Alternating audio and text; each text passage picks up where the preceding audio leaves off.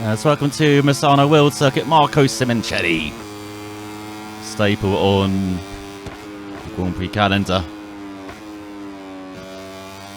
Just like these first two turns are a staple of a major action. Okay, in second gear, and then after the little kind of crest there, get on the power hard before another couple of tight corners. There's double right for the left that leads onto the back stretch here. So a bit wide from Mathis. You can see you've got to treat them as like an arching bend. You can't kind of treat them as one corner. And then there's a long back stretch before this very inviting hairpin. You see lots of dive bombs into here. Especially as you can take multiple lines through that. That is one of the worst ones to do that. Not that line. There are many better lines to go through there. And then a double right. As you break in the first part, and roll the bike through the second, getting on the power hard with the three right-handers from hell. As they get tighter and tighter the more you go through them. First one flat out in the Moto3 machine. Not saying for the second one as well, but you start the brake for the third one here. It's much tighter. And then another hairpin again. You see quite a bit of action here, especially late in a race. Get your block passes out. And through the penultimate corner. Third gear. And the last corner down in second. Trying to get a clean run to the line here. As you can see, a bit short of this run to the line. 45.3. As Kaz has improved a bit. That's why he's going to get to the 44s, but still not good enough. So here we go, Kaz's last lap, I think. Can he get through? Yes! As is Yamanaka at the top, but there goes Kaz. Dip into the 43s when he needs to, along with Ogden and Rollstone, as Mateo just misses out. And with Carraro, and then we've got Watley and Kel and Adrian Fernandez, Noah, Lanetta, and the tie rider at the back. As the pace is definitely increased in qualifying to Alonso at the top with a 43 for that. Be lucky to get near that. As Kaz coming to the end of this lap, you can see he's got traffic though. Might give him a bit of a tow though, actually, to the line. This has been a decent lap. Oh!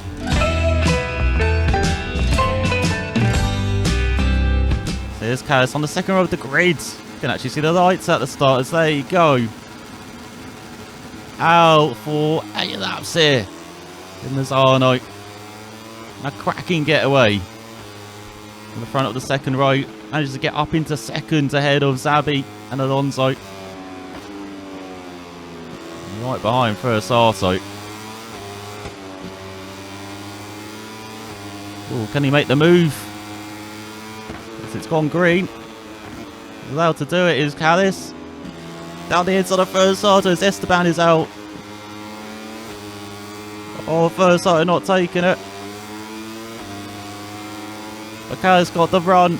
Got the switch back down the back stretch into the hairpin. And he takes the lead. One important move on this opening lap with these soft tyres coming up the temperature right away. Let's see what he can do from here, if he can hold on to the lead, can Callis, or will first start with fight back. I doubt it's going to be the latter. Let's manage to hold him off through the double right. So first Arto in second, Zabi third, Alonso fourth, and Suzuki, Nepa. Good for the home crowds. Ortola and Helgard around at the top 8.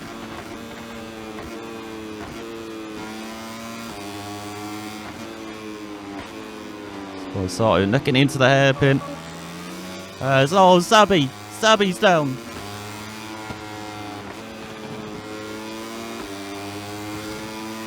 Oh, first Arto trying to nip to the outside. Callis having none of it. Minding first Arto, hey, we're in the championship battle here. I can't be letting you by.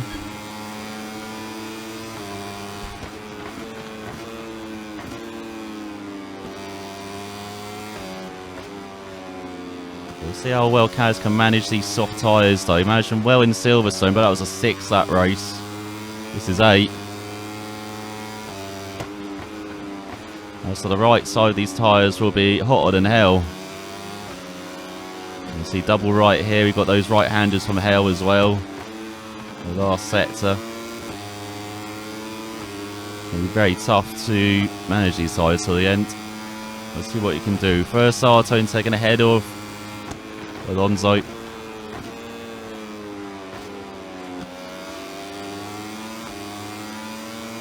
Suzuki holding on to 4th ahead of Nepa. Joel Kelso now into the top 8. Sabi's full. So Spaniards managed to continue though. I think he crashed at the hairpin, so no surprise there. There's tyre wear looking good after what, kind of a lap and a half. Definitely take that tyre wear after 2 laps.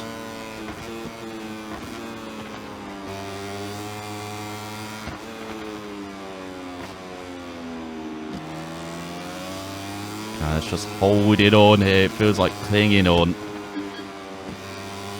Feels like by the time first Sartone finds a way by, he'll be gone.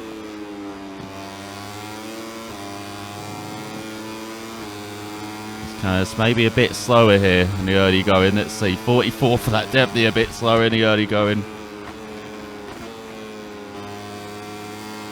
As he tries to manage these soft tyres. Was it 42s they were doing in qualifying?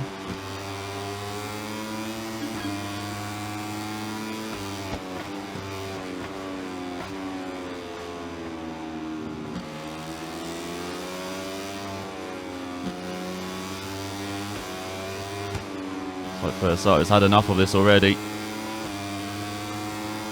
Looking left and right. Can't find a way by this very wide sniper's bike at the moment.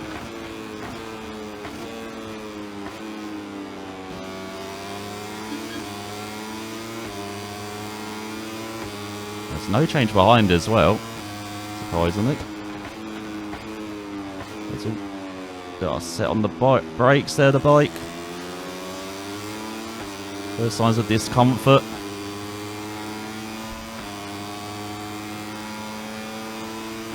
Oh well, actually Kelso's got ahead of Helgado. So the Bowie Motorsports, again, one of their riders having a nice race.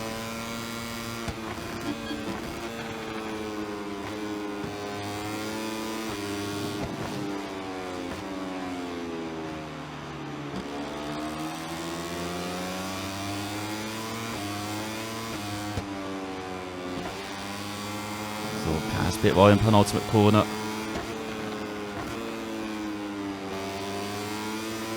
Nepa's falling back behind Ortolo as well, up into 5th is the Spaniards. As they cross the line, it's another 44 flat. Cruz Callis of not being consistent. It's first Sato again making the dive. But no room at the end there.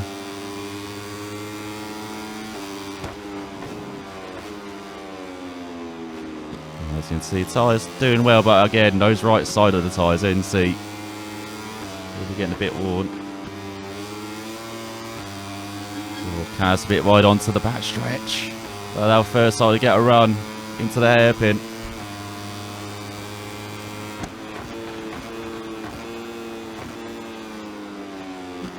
Not quite, not quite. Clinging on his Gaddis. Feel the pressure. Well, he hasn't made a mistake. You know, he's been keeping to the race in the lines, hasn't run wide yet. Very good from Callis. Probably a ride he couldn't produce, you know, at the beginning of the season, but as the season's gone on, he's gotten better and better and better.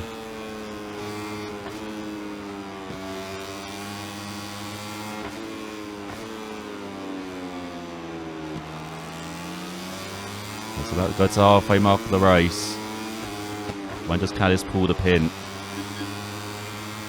So yeah, 43.4 from Ortola indicates there's a bit of a traffic jam behind him. He does another 44 here. 44.3. can see the rider standings. Callis just be 8 points back at the moment. Oh, and first starter nudges him. Doesn't make the move. In fact, he's dropped back behind Alonso and Suzuki, has he? This might be Callis' chance. Oh my god, it's not. Oh my god, Alonso and Furisato. My god, Alonso, rash move. Had the inside line, but just does understeered ride.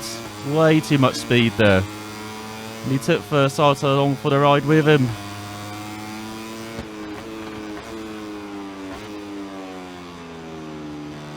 So now Suzuki and Ortola behind. Nepa in fourth. Could he get a home podium? Kels around at the top 5 ahead of Avogadro, Munoz. There's like Furisato actually picked his bike up pretty damn quickly in 8th. So a bit wide from Callis. So now Suzuki bike. Oh my god. More understanding the Titanic there. Very heavy the bike. Drops down to 4th, and now Nepa is in a podium spot. Home crowd will be on their feet as the cork has been popped. Let's see what the lap times will be now. As they go on to lap 6. What's been a very slow Moto3 race. Just kind of tried to make the move back on Nepa.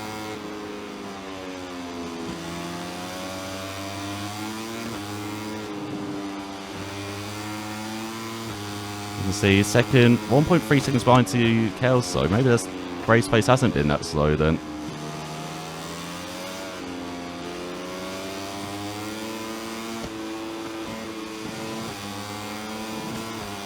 So Callis a bit wide.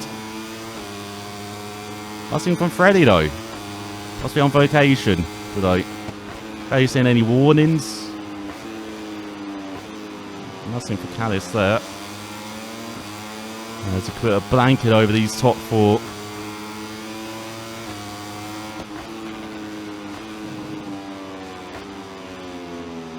Sniffing down the inside of Nepa. Poking and prodding the Italian's defences there. And prodding him wide into 3rd then. He's got the slip shim on Toto as well.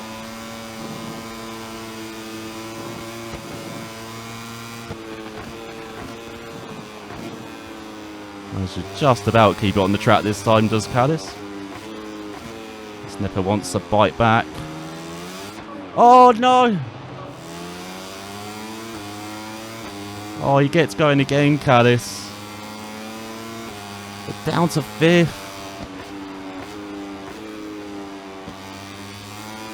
So Callis took a bit out of himself there.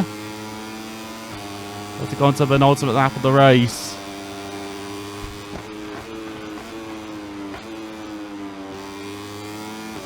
We've been taking big points out of Furisato, but instead, it's only going to be a few. Won't be a podium that he should have gotten at least a podium from this race.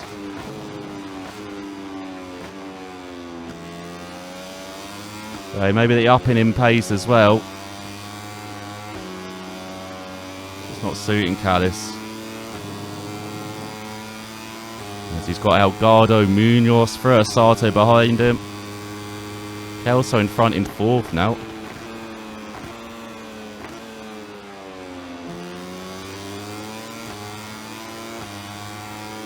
You see Nepa still behind Suzuki and Ortola.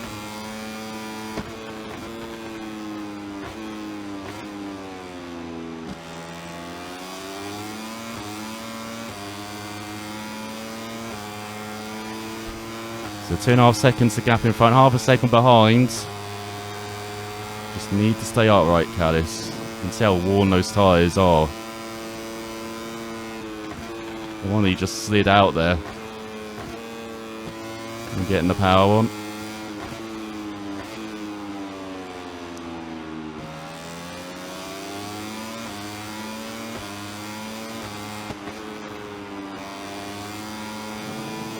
There's 42.8 from Suzuki as well. Race pace has definitely increased. As the gap between the two riders at the top will be 10 points after this. And as you can see, Suzuki closing in on both of them as well. It'll just be 38 points back as first starter's got ahead of Munoz. A vital point then for the Japanese rider.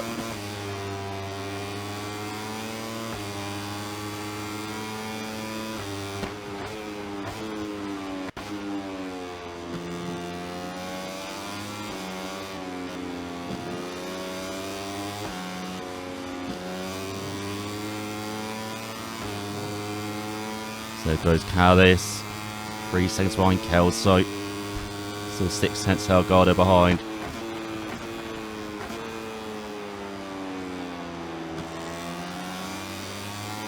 Half of that to go. Hold on. As first rider gets another point back. They have Salgado now.